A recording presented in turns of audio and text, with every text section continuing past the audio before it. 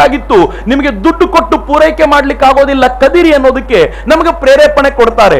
ಇತ್ತೀಚೆಗೆ ಈ ರಾಜ್ಯದ ಒಂದು ಪಾರ್ಟಿಯ ಅಧ್ಯಕ್ಷರು ಹೇಳಿದ್ರು, ಈ ದೇಶದಲ್ಲಿ ಯಾರ್ಯಾರೋ ಸಾಲ ತೀರಿಸದೆ ಟೋಪಿ ಹಾಕಿದ್ದಾರೆ, ಮುಸಲ್ಮಾನರು ಹಾಕ್ಲಿ ಬಿಡ್ರಿ. ನಂಗೆ ಬಹಳ ನೋವಾಗತ್ರಿ, ಮುಸಲ್ಮಾನರನ್ನ ಟೋಪಿ ಹಾಕೋರು ಎಲ್ರಿಗೂ ಅಂತ ಈ ರಾಜ್ಯದ ಅಧ್ಯಕ್ಷರು, ಒಂದು ಪಾರ್ಟಿಯ ಅಧ್ಯಕ್ಷರು ಓಪನ್ ಆಗೇ ಹೇಳ್ತಾರಲ್ಲ, ಎಲ್ಲರೂ ಟೋಪಿ ಹಾಕ್ತಾರೆ, ನೀವು ಟೋಪಿ ಹಾಕ್ರಿ ನಮಗೆ ಅಂತ ಹೇಳ್ತಾರೆ. ಹೇಳೋದ್ರ ಮೂಲಕ ಟೋಪಿ ಹಾಕುವ ಅಧಿಕಾರವನ್ನು ಕೊಡ್ತಾರೆ ಅಂತಂದ್ರೆ ಏನ್ ದೈನೇಸಿ ಸ್ಥಿತಿಗೆ ಬಂತ್ರಿ. ಆದ್ರೆ ಒಬ್ಬ ಸ್ವಾಭಿಮಾನಿ ಹೇಳ್ತಾನೆ, ನಿಮಗೆ ಕದಿಲಿಕ್ಕೆ ಬಿಡಲ್ಲ, ಉಲ್ಟಾ ನಾನು ಏನ್ ಮಾಡ್ತೀನಿ ಅಂತಂದ್ರೆ ಸರ್ಕಾರಕ್ಕೆ ಕರೆಂಟ್ ಬಳಸ್ಕೊಂಡು ದುಡ್ಡು ಕೊಡಬಲ್ಲ ತಾಕತ್ತನ್ನ ನಿಮಗೆ ತುಂಬುತ್ತೀನಿ, ಯಾವುದು ಬೇಕು ಕೇಳಿ ಅಂತ. ಅನೇಕರು ಜೈಲಿಗೆ ಹೋದ್ರು, ಹೆಣ್ಮಕ್ಳು ಹೇಳ್ತಾರೆ ಚಿಂತನೆ ಇಲ್ಲ, ನಾವು ದುಡ್ಡು ಕೊಡ್ತೀವಿ, 24 hours ಕರೆಂಟ್ ಕೊಡಿ ನಮಗೆ ಅಂತ. ಇವತ್ತು ಗುಜರಾತಿನ ಮನೆಗೂ 24 ಗಂಟೆ ಕರೆಂಟ್ ಸಿಗುತ್ತೆ. ನಾನು ಗುಜರಾತ್ನ ಒಂದು ಅಹಮದಾಬಾದಿಗೆ ಹೋಗಿದ್ದಾಗ ಅಹಮದಾಬಾದಲ್ಲಿ ಟ್ರೈನ್ ಇಂದ ಇಳಿದು ನನ್ನ ಮಿತ್ರರನ್ನ ಕೇಳಿದೆ, ಇಲ್ಲಿ ಪವರ್ ಕಟ್ ಎಷ್ಟೊತ್ತಿರುತ್ತೆ ಲೋಡ್ ಶೆಡ್ಡಿಂಗು ಅಂತ. ಅವ್ರು ಕೇಳಿದ್ರು, ಹಂಗಂದ್ರೆ ಅರ್ಥ ಏನು ಚಕ್ರವರ್ತಿ? ನಾನು ಕೇಳಿದ, ಲೋಡ್ ಶೆಡ್ಡಿಂಗ್ ಅಂದ್ರೆ ಏನು ಅಂತ ಗೊತ್ತಿಲ್ವಾ? ನಮ್ಮೂರಿನಲ್ಲಿ ವಾರದಲ್ಲಿ 2 ದಿನ, ದಿನದಲ್ಲಿ 1 ಗಂಟೆ ಈ ತರದೆಲ್ಲ ಲೋಡ್ ಶೆಡ್ಡಿಂಗ್ ಆಗುತ್ತಪ್ಪ. ಅವ್ರು ಹೇಳಿದ್ರು ನಮ್ಗೆ ಗೊತ್ತೇ ಇಲ್ಲ. ಅಷ್ಟೇ ಅಲ್ಲ, ನಮ್ಮ ಮನೆಗಳಲ್ಲಿ ಸ್ಟೆಬಿಲೈಸರ್ ಇಲ್ಲ, UPS ಇಲ್ಲ, ಜನರೇಟರ್ ಅಂತೂ ದೂರದ ಮಾತು, ಅಂತ ಅದ್ಭುತವಾದ ರಾಜ್ಯ ಇಲ್ಲಿ ನಿರ್ಮಾಣ ಆಗಿದೆ ಅಂತ ಅಹಮದಾಬಾದ್ ಅಲ್ಲಿ ನಿಂತವ್ರು ಹೇಳ್ಬೇಕಾದ್ರೆ ನನ್ನ ರಾಜ್ಯ ಯಾವಾಗಲೇ ಹಂಗಾಗೋದು ಅಂತ ಅನ್ನಿಸ್ತಿತ್ತು ನನಗೆ. ನನ್ನ ರಾಜ್ಯ ಯಾಕೆ ಹಿಂಗಾಗಲ್ಲ ಅಂತ ಯೋಚನೆ ಮಾಡ್ರಿ, ಎಂತ ಶಕ್ತಿ ತುಂಬಿದ್ರು ಆ ಪುಣ್ಯಾತ್ಮ. ಇವತ್ತು ಹೆಂಗ್ ಮಾಡಿದ್ರು ಅಂತಂದ್ರೆ, ವಿದ್ಯುತ್ ಕಳ್ಳತನವನ್ನು ತಡಿಬೇಕು ಅಂತ ಸ್ಕೂಲ್ಗಳಲ್ಲಿ ಹೋಗಿ ಮಕ್ಕಳದೇ ಒಂದು ಸೈನ್ಯ ಕಟ್ಟಿ ವಿದ್ಯುತ್ ಉಳಿಸೋದು ಹೇಗೆ ಅಂತ ಮಕ್ಕಳಿಗೆ ಹೇಳ್ಕೊಟ್ರು. ನಿಮ್ಮ ಮನೆಯಲ್ಲಿ ಕೆಲಸ ಮಾಡು ಅಂತ ಹೇಳಿದ್ರು. ಇವತ್ತು ಎಷ್ಟು ಚೆನ್ನಾಗಿದೆ ಅಂತಂದ್ರೆ, ಹಳ್ಳಿಯ ರೈತನಿಗೆ 2 ಲೈನ್ ಇಂದ ವಿದ್ಯುತ್ ಹೋಗುತ್ತೆ. ಒಂದು ಲೈನಲ್ಲಿ 3 phase ಕರೆಂಟ್ ಹೋಗುತ್ತೆ, ಇನ್ನೊಂದು ಲೈನಲ್ಲಿ ಸಿಂಗಲ್ ಫೇಸ್ ಬರುತ್ತೆ. ಒಂದು ಗ್ರಿಡ್ ಫೇಲ್ ಆದ್ರೂ ಇನ್ನೊಂದು ಗ್ರಿಡ್ ಕೆಲಸ ಮಾಡ್ತಾನೆ ಇರುತ್ತೆ. ಉತ್ತರ ಭಾರತದಲ್ಲಿ ಒಂದು ಸಲ ಇದ್ದಕ್ಕಿದ್ದಂತೆ ಗ್ರಿಡ್ ಫೇಲ್ಯೂರ್ ಆಗಿ 19 ರಾಜ್ಯಗಳು ಕರೆಂಟ್ ಕಳ್ಕೊಂಡಾಗ ಆ ರಾಜ್ಯಗಳಲ್ಲಿ ಗುಜರಾತ್ ಇರಬೇಕಿತ್ತು. ಗುಜರಾತ್ ಇನ್ನೊಂದು ಗ್ರಿಡ್ ಮೂಲಕ ಕೆಲಸ ಮಾಡುವಂತ ಸ್ಥಿತಿ ಇದ್ದಿದ್ರಿಂದ ಗುಜರಾತ್ ಮಾತ್ರ ಹೊಳಿತಾ ಇತ್ತು, ಅನುಮಾನವೇ ಇಲ್ಲ. ಅದು ನರೇಂದ್ರ ಮೋದಿ ಅವರ ಸಾಧನೆ. ನರೇಂದ್ರ ಮೋದಿ ಅವರು ಗುಜರಾತ್ ನಲ್ಲಿ ಮುಖ್ಯಮಂತ್ರಿ ಆಗೋಕ್ಕಿಂತ ಮುಂಚೆ ಗುಜರಾತ್ ನಲ್ಲಿರುವಂತಹ ಪವರ್ ಕಂಪನಿ ಲಾಸ್ ನಲ್ಲಿತ್ತು. ಪ್ರತಿ ವರ್ಷ ಕಡಿಮೆ ಅಂದ್ರೂ 250-260 ಕೋಟಿ ಲಾಸ್ ನಲ್ಲಿತ್ತು. ನರೇಂದ್ರ ಮೋದಿ ಅವರು ಮುಖ್ಯಮಂತ್ರಿ ಆದ ಕೆಲವೇ ವರ್ಷಗಳಲ್ಲಿ ಆ ವಿದ್ಯುತ್ ಕಂಪನಿ ಲಾಭ ತೋರಿಸಿ 240 ಕೋಟಿ ರೂಪಾಯಿ ಲಾಭ ಮಾಡಿದ್ದಲ್ಲದೆ ವಿದ್ಯುತ್ ಎಷ್ಟು ಉಳಿಯುತ್ತೆ ಅಂತಂದ್ರೆ, ಗುಜರಾತಿನಿಂದ ಇವತ್ತು 16 ರಾಜ್ಯಗಳಿಗೆ ವಿದ್ಯುತ್ ಪೂರೈಕೆ ಮಾಡಲಾಗುತ್ತೆ ರೀ. Hats off to Gujarat. ಏನ್ ಕೆಲಸ ಮಾಡಿಬಿಟ್ರು, ಎಂತ ಬುದ್ಧಿವಂತ ಪುಣ್ಯಾತ್ಮ ಅಂತಂದ್ರೆ, ಇವ್ರ ಚಿಂತನೆಗಳನ್ನು ಇಮ್ಯಾಜಿನ್ ಮಾಡ್ಕೊಳ್ಳೋದು, ಜೀರ್ಣಿಸ್ಕೊಳ್ಳೋದು ಬಹಳ ಕಷ್ಟ. ನರೇಂದ್ರ ಮೋದಿ ಯೋಚನೆ ಮಾಡಿದ್ರು, ನನ್ನ ಹಳ್ಳಿಯ ರೈತನಿಗಿರೋದು 2 ಪ್ರಾಬ್ಲಮ್ಮು. ಒಂದು, ಅವನ ಜಮೀನಿಗೆ ನೀರು ಸಿಕ್ತಿಲ್ಲ, 2ನೇದು ಸಿಕ್ಕ ನೀರನ್ನ ಜಮೀನಿಗೆ ಹರಿಸ್ಲಿಕ್ಕೆ ಕರೆಂಟ್ ಇಲ್ಲ. ಕರೆಂಟ್ ಅಂತೂ ಕೊಟ್ಟೆ, ಈಗ ನೀರು ಕೊಡಬೇಕಲ್ಲ, ಹೆಂಗ್ ಮಾಡೋದು? ಅವ್ರು ಹೇಳಿದ್ರು, ಒಂದು ಒಳ್ಳೆ ಉಪಾಯ ಮಾಡ್ತೀನಿ, ನದಿಗಳನ್ನ ಕನೆಕ್ಟ್ ಮಾಡ್ತೀನಿ ಅಂತ. ನದಿಯಲ್ಲಿ ಹೆಚ್ಚುವರಿಯಾಗಿ ಸಾಗರಕ್ಕೆ ಸೇರ್ತಿದ್ದ ನೀರನ್ನ ಸ್ವಲ್ಪ ಪಥ ಬದಲಾಯಿಸಿದ್ರು, 17 ಇತರ ನದಿಗಳೊಂದಿಗೆ ಜೋಡಿಸಿದ್ರು. ಎಲ್ಲ ನದಿಗಳು ಉಜ್ಜೀವನಗೊಂಡವು, ಅಲ್ಲಲ್ಲಿ ಅಣೆಕಟ್ಟು ಕಟ್ಟಲಾಯಿತು. ನೀವು ಕೇಳಿದ್ರೆ ಆಶ್ಚರ್ಯ ಪಡ್ತೀರಿ, ಇವತ್ತು 1000 ಹೆಕ್ಟೇರ್ ಭೂಮಿ ಗುಜರಾತ್ ನಲ್ಲಿ ಹೊಸದಾಗಿ ಕೃಷಿಗೆ ನಿರ್ಮಾಣಗೊಂಡಿದೆ. ಇವತ್ತು ಯಾವುದೇ ಹಳ್ಳಿಗ ಪಟ್ಟಣಕ್ಕೆ ಹೋಗಲ್ಲ, ಉಲ್ಟಾ ಪಟ್ಟಣದಲ್ಲಿ ಕೆಲಸ ಮಾಡೋನು ಪಾರ್ಟ್ ಟೈಮ್ ಹಳ್ಳಿಗೆ ಬಂದು ನನ್ನ ಕೃಷಿ ಭೂಮಿಯಲ್ಲಿ ಏನಾದರೂ ಬೆಳಿತೀನಿ ಅಂತ ಹೇಳಬಲ್ಲಂತ ಅದ್ಭುತವಾದ ನಿರ್ಮಾಣ ಮಾಡಿರೋದು ನರೇಂದ್ರ ಮೋದಿ. ಕಾಲುವೆಗಳನ್ನು ತೋಡ್ಬಿಟ್ರಲ್ಲ, ಅವ್ರಿಗೆ ಯಾರೋ ಹೇಳಿದ್ರು, ಸರ್ ಕಾಲುವೆಯಲ್ಲಿ ನೀರು ಹೋಗಬೇಕಾದ್ರೆ ಈ ಸೂರ್ಯ ತುಂಬಾ ಆವಿ ಮಾಡಿಬಿಡ್ತಾನೆ ಈ ಕಾಲುವೆಗಳ ನೀರನ್ನ, ಇದನ್ನೇನಾದ್ರೂ ಮುಚ್ಚಿದ್ರೆ ನೀರಿನ ಸ್ವಲ್ಪ ದಿನ ಬಾಳಿಕೆ ಬರುತ್ತೆ ಅಂದ್ರು. ನರೇಂದ್ರ ಮೋದಿ ಯೋಚನೆ ಮಾಡಿದ್ರು, ಸುಮ್ಮನೆ ಕಾಲುವೆಗಳನ್ನು ಮುಚ್ಚೋದು ಬೇಡ, ಸೋಲಾರ್ ಪ್ಯಾನೆಲ್ಗಳಿಂದ ಕಾಲುವೆಯನ್ನು ಮುಚ್ಚೋಣ ಅಂತ. ಅವಾಗ ಸೂರ್ಯನ ಈ ಕಿರಣಗಳು ಕರೆಂಟ್ ಅನ್ನು ಉತ್ಪಾದನೆ ಮಾಡ್ತವೆ ಅಂತ ಯೋಚನೆ ಮಾಡಿದ್ರು. ನೀರು ಆವಿಯಾಗೋದು ನಿಲ್ಲುತ್ತೆ, ಕರೆಂಟ್ ಉತ್ಪಾದನೆ ಆಗುತ್ತೆ. ಇಲ್ಲಿವರೆಗೂ ತುಂಬಾ ಚೆನ್ನಾಗಿತ್ತು. ಆದ್ರೆ ನರೇಂದ್ರ ಮೋದಿ ಒಂದ್ ಹೆಜ್ಜೆ ಮುಂದಕ್ಕೆ ಹೋಗಿ ಏನ್ ಮಾಡಿದ್ರು, ಈ ಸೋಲಾರ್ ಪ್ಯಾನೆಲ್ಗಳ ಕೆಳಗೆ ಮೋಟರ್ ಫಿಕ್ಸ್ ಮಾಡಿದ್ರು. ಈ ಮೋಟರ್ ಏನ್ ಮಾಡುತ್ತೆ, ಅಲ್ಲಿ ಕಾಲುವೆಗಳಲ್ಲಿ ನೀರು ಹರಿಬೇಕಾದ್ರೆ ತಾನೂ ತಿರುಗುತ್ತಾ ಇರುತ್ತೆ, ಅದು ಕೂಡ ಪವರ್ ಜನರೇಟ್ ಮಾಡುತ್ತೆ. ಒಂದೊಂದು ಸೋಲಾರ್ ಪ್ಯಾನೆಲ್ ಎಷ್ಟು ಮಾಡಬಹುದು, ಅದಕ್ಕಿಂತ ಹೆಚ್ಚು ಪವರ್ ಜನರೇಟ್ ಮಾಡೋ ಐಡಿಯಾನ ನರೇಂದ್ರ ಮೋದಿ ಕೊಟ್ಟಿದ್ದಷ್ಟೇ ಅಲ್ಲ, ಜಪಾನಿಗರು ಬಂದು ಹೇಳಿದ್ರಂತೆ, ಇಲ್ಲಿ ಯಾರೋ ಪುಣ್ಯಾತ್ಮ ನಮಗಿಂತ ಬುದ್ಧಿವಂತ ಇದಾನಲ್ಲ. ನಾವೇ ಬುದ್ಧಿವಂತರು ಅನ್ಕೊಂಡಿದ್ವಿ ಅಂತ ಜಪಾನ್ ಯೋಚನೆ ಮಾಡುತ್ತೆ. ನಿಮ್ಗೆ ಗೊತ್ತಿರಲಿ ಮಿತ್ರರೇ, ನರೇಂದ್ರ ಮೋದಿ ಅವರ ಮ್ಯಾಜಿಕ್ ಇವತ್ತು ಎಂತದ್ದು ಅಂತಂದ್ರೆ, ಇತ್ತೀಚೆಗೆ ಆನಂದ್ ಮಹೀಂದ್ರ ಕಂಪನಿಯ ಮುಖ್ಯಸ್ಥ ಆತ ಮಾತಾಡ್ತಾ ನರೇಂದ್ರ ಮೋದಿ ಅವರ ಕುರಿತಂತೆ ಹೇಳ್ತಾನೆ, ಇಷ್ಟು ದಿನ ಜಗತ್ತು ಚೈನಾ ಮಾಡೆಲ್ ಅಂತ ಮಾತಾಡ್ತಿತ್ತು, ಇನ್ ಸ್ವಲ್ಪ ದಿನ ಹೋಗ್ಲಿ ಜಗತ್ತು ಗುಜರಾತ್ ಮಾಡೆಲ್ ನ ಬಗ್ಗೆ ಮಾತನಾಡುತ್ತೆ ಅಂತ ಒಬ್ಬ ಉದ್ಯಮಿ ಹೇಳ್ತಾನೆ ಅಂತಂದ್ರೆ ನರೇಂದ್ರ ಮೋದಿ ಅವರಿಗೆ ಸಿಗಬಹುದಾದ ಕ್ರೆಡಿಟ್ ಎಂತದ್ದು ಅಂತ ಯೋಚನೆ ಮಾಡಿ. ಇವತ್ತು ಕೃಷಿ ದರ ಹೆಂಗೆ ಬೆಳವಣಿಗೆ ಆಗಿದೆ ಅಂತಂದ್ರೆ, ಇಡೀ ರಾಷ್ಟ್ರದ ಕೃಷಿ ದರ 3.6ರಷ್ಟಿದ್ರೆ, ಅದೇ ವೇಳೆಗೆ ನರೇಂದ್ರ ಮೋದಿ ಅವರ ಗುಜರಾತ್ನ ಕೃಷಿ ದರ 9.5 ದಾಟಿದೆ ಅಂತಂದ್ರೆ ನರೇಂದ್ರ ಮೋದಿ ಅವರ ಸಾಧನೆ ಎಂತದ್ದು ಅಂತ ಯೋಚನೆ ಮಾಡಿ. ಈ ಪುಣ್ಯಾತ್ಮ ಎಷ್ಟು ಸರಳ ಗೊತ್ತೇನ್ರಿ, ವರ್ಷಕ್ಕೆ 6 ದಿನ ಹಳ್ಳಿಯ ಮನೆಗಳಿಗೂ ಹೋಗಿ ಅಲ್ಲಿನ ಜನರಿಗೆ ಹೇಳ್ತಾನೆ, ನಿಮ್ಮ ಹೆಣ್ಮಕ್ಳನ್ನ ಯಾಕೆ ಸ್ಕೂಲಿಂದ ಹೊರಗಿಡ್ತೀರಿ, ದಯವಿಟ್ಟು ಅವ್ರನ್ನ ಸ್ಕೂಲಿಗೆ ಕಳಿಸಿ ಅಂತ ಕೇಳಿದ್ರ ಪರಿಣಾಮ 75% ಇದ್ದಂತ ಹೆಣ್ಣು ಮಕ್ಕಳ ದಾಖಲಾತಿ 98%ಗೆ ಏರಿದೆ. ಇದೊಬ್ಬ ಮುಖ್ಯಮಂತ್ರಿ ಮಾಡಬಹುದಾಗಿರೋ ಮ್ಯಾಜಿಕ್ ರೀ. ನರೇಂದ್ರ ಮೋದಿ ಕೂತ್ಕೊಳ್ತಾರೆ, ನರೇಂದ್ರ ಮೋದಿ ಎಲ್ಲ ಹಾಸ್ಪಿಟಲ್ಗಳನ್ನ ತಾವು ನೆಟ್ ಮೂಲಕ ತಮ್ಮ ಕಂಪ್ಯೂಟರ್ಗೆ ಕನೆಕ್ಟ್ ಮಾಡ್ಕೊಂಡಿದ್ದಾರೆ, ಲ್ಯಾಪ್ಟಾಪ್ ನಲ್ಲಿ ಕನೆಕ್ಟ್ ಮಾಡ್ಕೊಂಡಿದ್ದಾರೆ. ಪ್ರತಿ ರಾತ್ರಿ ಅರ್ಧ ಗಂಟೆ ಕೂತ್ಕೊಂಡ್ರೆ ಇವತ್ತು ಯಾವ್ಯಾವ ಹಾಸ್ಪಿಟಲ್ ನಲ್ಲಿ ಎಷ್ಟೆಷ್ಟು ಜನ ಟ್ರೀಟ್ಮೆಂಟ್ ತಗೊಂಡಿದ್ದಾರೆ ಅಂತ ಒಂದು ಕ್ಲಿಕ್ ಅಲ್ಲಿ ನೋಡಬಲ್ಲರು.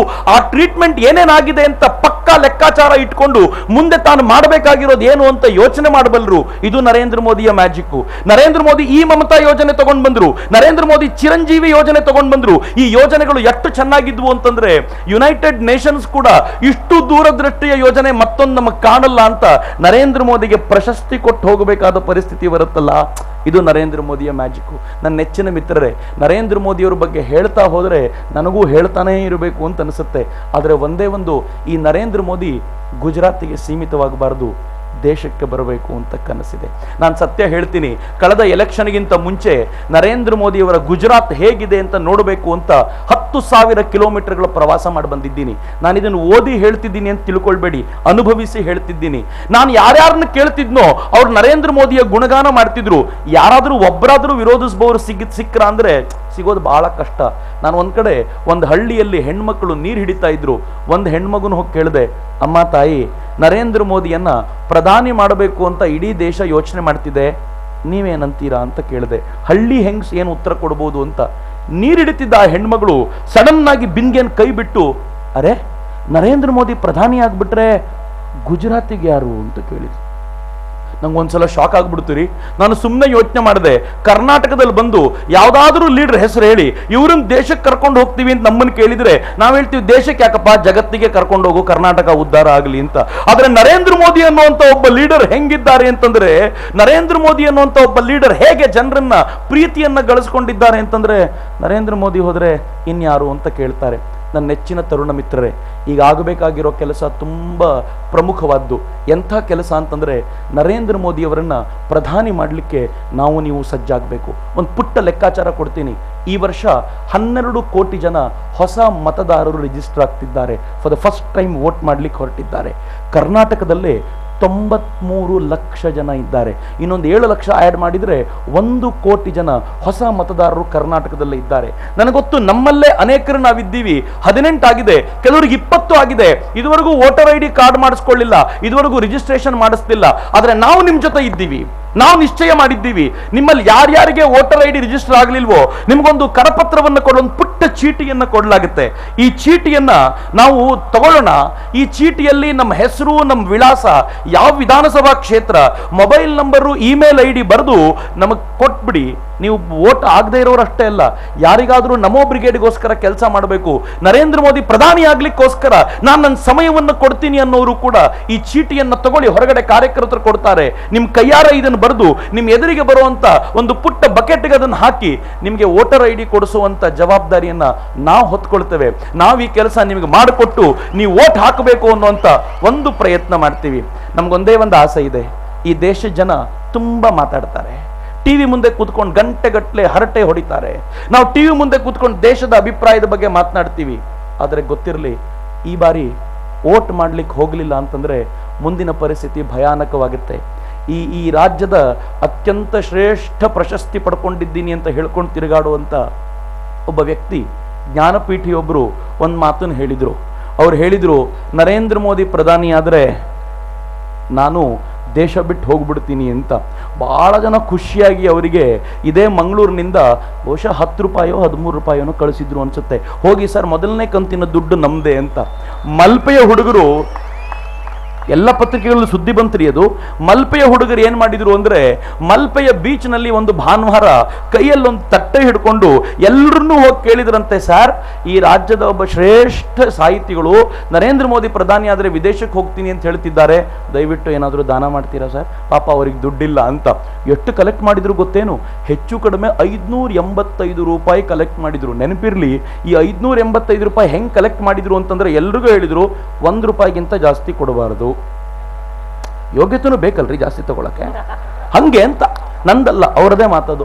ಸೊ ಹಂಗಂದ್ರು ಎಲ್ಲರತ್ರನೂ 1 ರೂಪಾಯಿ, ಕೆಲವರು 100 ರೂಪಾಯಿ ಕೊಟ್ರೆ 99 ರೂಪಾಯಿ ವಾಪಸ್ ಕೊಟ್ರಂತೆ. ಅಷ್ಟು ಚಿಲ್ಲರೆ ತಗೊಂಡೋಗಿದ್ರು ಇವರು. ಕೊನೆಗೂ 585 ರೂಪಾಯಿ, ಹೆಚ್ಚು ಕಡಿಮೆ 600 ಜನರ ಹತ್ರ ಸಂಗ್ರಹಿಸಿದ್ದಾರೆ. ಅವ್ರ ಲೆಕ್ಕಾಚಾರ ತುಂಬಾ ಚೆನ್ನಾಗಿತ್ತು. 585 ರೂಪಾಯಿ 75 ಪೈಸೆ ಅಂತೆ. ನಾನು ಕೇಳಿದೆ 75 ಪೈಸೆ ಹೆಂಗಪ್ಪ? ಒಂದ್ ಮಗು 4 ಆಣೆ ಹಾಕ್ತಂತೆ, ಮತ್ತೊಂದು 8 ಆಣೆ ಹಾಕ್ತಂತೆ. ಅದೇ ಹೋಗ್ಲಿ ಬಿಡು ಅಂತ. ಎಟ್ ಕಳಿಸಿದ್ರಿ ಕೊನೆಗೆ? ಅವ್ರಂದ್ರು ಜಾಸ್ತಿ ಕಳಿಸ್ತಿಲ್ಲ ಸರ್, 9 ರೂಪಾಯಿ ಕಳಿಸಿದ್ವಿ. ಆಮೇಲೆ ಹೇಳಿದ್ವಿ ಅವ್ರಿಗೆ, ನೀವು ಅಲ್ಲಿಗೆ ಹೋದಾಗ ತೊಂದರೆ ಬಂದಾಗ ಒಂದು ಮೆಸೇಜ್ ಹಾಕಿ ಉಳಿದಿದ್ದನ್ನು ಕಳಿಸ್ಕೊಡ್ತೀವಿ ಅಂತ. ಆಮೇಲೆ ಹೋಗದೆ ಹೋದ್ರೆ ಏನ್ ಮಾಡಬೇಕು ಅಂತ. ಇದು ಒಂದು ಪರಿಸ್ಥಿತಿ ಇದೆಯಲ್ಲ, ಈ ತರದೊಂದು ಪರಿಸ್ಥಿತಿ ನಿರ್ಮಾಣ ಆಯ್ತು. ಆದ್ರೆ ನಾವು ಕೂತ್ಕೊಂಡು ಇದನ್ನ ನೋಡಿ ಚಪ್ಪರಿಸ್ಕೊಂಡು ಕೇಳ್ಕೊಂಡು ಕೂತ್ಕೊಳ್ತೀವಿ. ಆದ್ರೆ ಇವತ್ತು ನಮ್ಗೊಂದು ಕೆಲಸ ಇದೆ. ನಮಗಿರೋ ಕೆಲಸ ಏನು ಅಂತಂದ್ರೆ, ಮನೆಯಿಂದ ಹೊರಗೆ ಬರ್ಬೇಕ್ರಿ, ಹೊರಗೆ ಬಂದು ವೋಟ್ ಮಾಡಬೇಕು. ಇವತ್ತು ನಾವು ವೋಟ್ ಮಾಡೋದು ನರೇಂದ್ರ ಮೋದಿಯನ್ನ ಗೆಲ್ಲಿಸ್ಲಿಕ್ಕೆ ಅಲ್ಲ, ಇವತ್ತು ನಾವು ವೋಟ್ ಮಾಡೋದು ಭಾರತವನ್ನ ಗೆಲ್ಲಿಸ್ಲಿಕ್ಕೆ, ನನ್ನ ದೇಶವನ್ನ ಗೆಲ್ಲಿಸ್ಲಿಕ್ಕೆ, ನನ್ನ ದೇಶವನ್ನ ಉಳಿಸ್ಲಿಕ್ಕೋಸ್ಕರ ಇವತ್ತು ನಾವು ಹೋರಾಟ ಮಾಡಬೇಕಾಗಿದೆ. ಒಂದು ಅಪರೂಪದ ಗೀತೆ, ಲಗಾನ್ ಸಿನಿಮಾದ್ದು, ನಂಗೆ ಅತ್ಯಂತ ಪ್ರೀತಿ ಪಾತ್ರವಾದ ಗೀತೆ. ಬಾರ್ ಬಾರ್ ಹಾ ಬೋಲೋ ಯಾರು ಹಾ ಅಪನಿ ಜೀತ್ ಹೋ ಉನ್ಕಿ ಹಾರು ಹೋ. ಇವತ್ತು ಆ ಒಂದು ಅದ್ಭುತವಾದ ಗೀತೆಯನ್ನ ಕೇಳ್ತಾ ನಮ್ಮ ಗೆಲುವನ್ನ ನಾವು ಸಿದ್ಧಿಸಿಕೊಳ್ಳೋಣ. ನಿಮಗೋಸ್ಕರ ಈ ಸುಮಧುರವಾದ ರೋಮಾಂಚನ.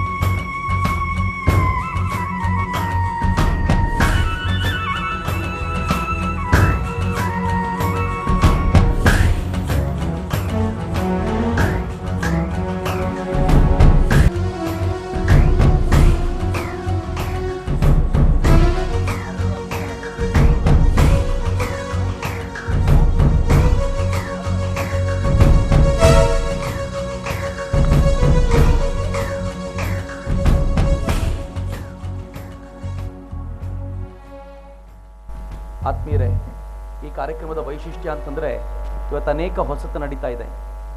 ಒಂದು ವಿಶೇಷ, ನರೇಂದ್ರ ಮೋದಿಯವರ ಕುರಿತಂತೆ ಶರವಣನ್ ತಂಗದೊರೆಯವರು ಒಂದು ಪುಸ್ತಕ ಬರೆದಿದ್ರು.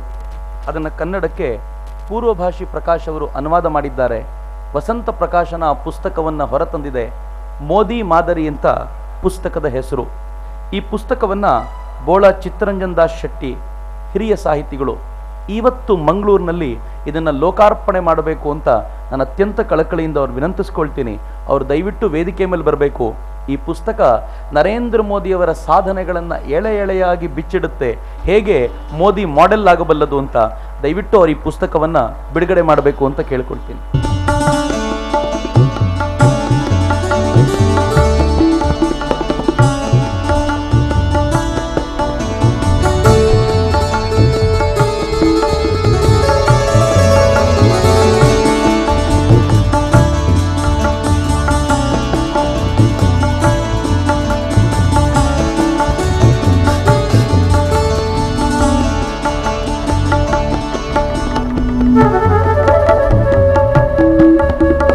ಇನ್ನೊಂದು ಅತ್ಯಂತ ದೊಡ್ಡ ಕೆಲಸ ಮಂಗಳೂರಿನಿಂದ ನಾಡಿಗೆ ಆಗ್ಲಿಕ್ಕೆ ಹೊರಟಿದೆ.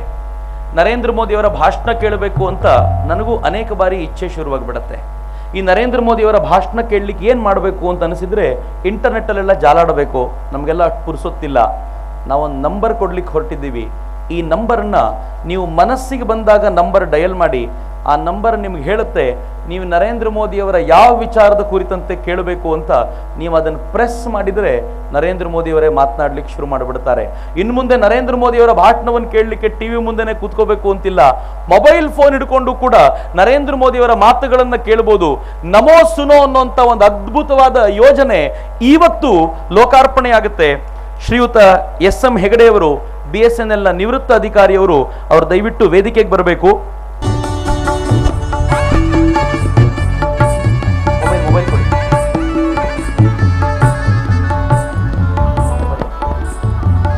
ಹೇಗೆ ಕೆಲಸ ಆಗುತ್ತೆ ಅನ್ನೋದನ್ನ ಅವ್ರು ಹೇಳ್ತಾರೆ. ಈ ನಂಬರ್ ಇದೆ 033056633. ಅದನ್ನು ಅವರು ಡಯಲ್ ಮಾಡ್ತಿದ್ದಾರೆ. ಎಸ್, ನಮೋ ಸುಮಗೆ ನಿಮಗೆ ಸ್ವಾಗತ.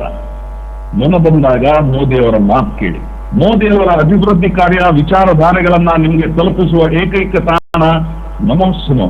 ಮೋದಿಯವರ ಕೃಷಿ ಕ್ಷೇತ್ರದ ಅಭಿವೃದ್ಧಿಯ ಮಾಹಿತಿಗಾಗಿ 1 ಒತ್ತಿ, ಭಯೋತ್ಪಾದನೆಯ ಕುರಿತು ಮೋದಿಯವರ ನಿಲುವಿನ ಮಾಹಿತಿಗಾಗಿ 2 ಒತ್ತಿ, ಮತದಾನದ ಮಹತ್ವ, ಅಗತ್ಯ, ಜಾಗೃತಿ ಹಾಗೂ ಅಭ್ಯರ್ಥಿಗಳನ್ನು ತಿರಸ್ಕರಿಸುವ ಹಕ್ಕು ಇವುಗಳ ಮಾಹಿತಿಗಾಗಿ 3 ಒತ್ತಿ, ಮೋದಿಯವರ ಕೈಗಾರಿಕೆ ಅಭಿವೃದ್ಧಿ ಕಾರ್ಯಗಳ ಮಾಹಿತಿಗಾಗಿ 4 ಒತ್ತಿ, ಶೈಕ್ಷಣಿಕ ಕ್ಷೇತ್ರದಲ್ಲಿನ ಸಾಧನೆಗಾಗಿ 5 ಒತ್ತಿ, ಮಹಿಳಾ ಸಬಲೀಕರಣದ ಮಾಹಿತಿಗಾಗಿ 6 ಒತ್ತಿ, ಯುವಶಕ್ತಿಯ ಸಮರ್ಪಕ ಬಳಕೆಯ ಮಾಹಿತಿಗಾಗಿ 7 ಒತ್ತಿ, ಹಿಂದುತ್ವದ ಕುರಿತು ಮೋದಿಯವರ ನಿಲುವಿನ ಮಾಹಿತಿಗಾಗಿ 8 ಒತ್ತಿ, ಗೋಹತ್ಯಾ ನಿಷೇಧ ಕಾಯ್ದೆಯ ಮಾಹಿತಿಗಾಗಿ 9 ಒತ್ತಿ. ಧನ್ಯವಾದ. ಹೀಗೆ ನಮಗೆ ನರೇಂದ್ರ ಮೋದಿಯವರ ಮನ ಬಂದಾಗ ಮೋದಿಯ ಮಾತು ಕೇಳಿ ಅಂತಾನೆ ಇದರ ಪಂಚಲೈನು. ನಿಮ್ಮ ಮನಸ್ಸಾದಾಗ ಮೋದಿ ನಿಮ್ಮೊಂದಿಗೆ ಮಾತನಾಡುವಂತ ಅಪರೂಪದ ವ್ಯವಸ್ಥೆಯನ್ನ ಸುನಿಲ್ ಪಾಟೀಲ್ರು ಮಾಡಿಕೊಟ್ಟಿದ್ದಾರೆ. ಅವರಿಗೆ ಇಡೀ ಮಂಗಳೂರಿಗರ ಪರವಾಗಿ ನಾನೊಂದು ವಿಶೇಷವಾದ ಧನ್ಯವಾದನ್ನ, ನಾಡಿಗರ ಪರವಾಗಿ ವಿಶೇಷವಾದ ಧನ್ಯವಾದನ ಸಮರ್ಪಿಸ್ತೀನಿ. ನನ್ನ ನೆಚ್ಚಿನ ಮಿತ್ರರೇ, ಇಡೀ ದೇಶದ ಪರಿಸ್ಥಿತಿ ಎಂತದ್ದು ಅಂತಂದ್ರೆ ಈ ಜಗತ್ತಿನ ಮುಂದೆ ತಲೆ ತಗ್ಗಿಸಿ ನಿಲ್ಲುವಂತ ಪರಿಸ್ಥಿತಿ. ಈ ದೇಶದ ಪ್ರಧಾನಮಂತ್ರಿ ಮನಮೋಹನ್ ಸಿಂಗ್ರು ಇವತ್ತಿಗೂ ಜಗತ್ತಿನ ವೇದಿಕೆ ಮೇಲೆ ಭಾಷಣಕ್ಕೆ ಹೋದರೆ ಅವರು ಭಾಷಣ ಮಾಡೋದನ್ನ ನೋಡಬೇಕು, ಸುಮ್ಮನೆ ಕೂತ್ಕೊಂಡು ಓದಿ ಬಿಡ್ತಾರೆ ಅಥವಾ ತಮಗೆ ಯಾರಿಗೂ ಸಂಬಂಧವೇ ಇಲ್ಲದಂತ ಇರ್ತಾರೆ. ಜಗತ್ತಿನೊಂದಿಗೆ ಹೇಗೆ ಬಿಹೇವ್ ಮಾಡಬೇಕು ಅನ್ನುವಂಥ ಅನೇಕ ಸ್ಟ್ರಾಟಜಿಕಲ್ ಐಡಿಯಾಸ್ ಈ ದೇಶದ ಬಹುತೇಕರಿಗೆ ಗೊತ್ತಿಲ್ಲ. ಆದರೆ ನರೇಂದ್ರ ಮೋದಿ ಅನ್ನುವಂಥ ಈ ಅದ್ಭುತವಾದ ವ್ಯಕ್ತಿ ಜಗತ್ತಿನೊಂದಿಗೆ ವ್ಯವಹರಿಸುವ ರೀತಿಯನ್ನೇ ಬದಲಾಯಿಸಿಕೊಂಡಿದ್ದಾರೆ. ನರೇಂದ್ರ ಮೋದಿ ಮೊದಲನೇ ಬಾರಿ ಮುಖ್ಯಮಂತ್ರಿ ಆದಾಗ ಅವ್ರು ಯೋಚನೆ ಮಾಡಿದ್ರು, ತಾವು ಏನಾದ್ರೂ ಡೆವಲಪ್ಮೆಂಟ್ ದೃಷ್ಟಿಯಿಂದ ಕನಸನ್ನು ಕಟ್ಕೊಳ್ಬೇಕು ಅಂತ ವೈಬ್ರೆಂಟ್ ಗುಜರಾತ್ ಅನ್ನುವಂಥ ಕಲ್ಪನೆಯನ್ನು ತಗೊಂಡು ಬಂದ್ರು. ವೈಬ್ರೆಂಟ್ ಗುಜರಾತ್ ನಿಂದ ಜಗತ್ತಿನ ಕೆಲವರನ್ನ ಗುಜರಾತಿಗೆ ಎಳ್ಕೊಂಡು ಬರ್ಲಿಕ್ಕೆ ಸಾಧ್ಯ ಆಯ್ತು. ಅಮೆರಿಕ ಒಪ್ಪಿರಲಿಲ್ಲ. ಅಮೆರಿಕಾನ ಒಪ್ಪಿಸಬೇಕು ಅಂತಂದ್ರೆ, ಅಮೆರಿಕಾನು ಬಗ್ಗಿಸಬೇಕು ಅಂತಂದ್ರೆ ತಾನು ವೀಕ್ ಆಗಿದ್ರೆ